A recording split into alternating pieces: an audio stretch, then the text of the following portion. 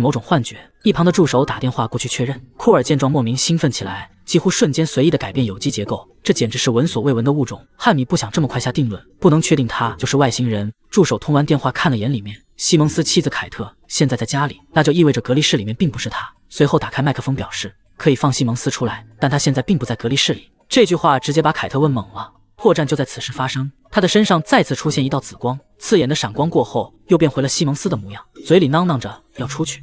经过这次测试过后，可以得知外星人不仅能变身，还能获取脑子里的记忆，了解所有西蒙斯知道的事情，并且熟练利用其知识、记忆和情绪。这种物体实在过于诡异。发现还不能出去后，他开始将里面的东西砸碎。汉米马上开启6号气罐，渐渐吸入催眠气体后，西蒙斯无力地倒了下去。此时戴着面罩的汉米走进来，西蒙斯静静地躺在地上。库尔连忙提醒小心一点。只见他取出仪器测量脉搏，数值显示正常后，接着吩咐把气体浓度提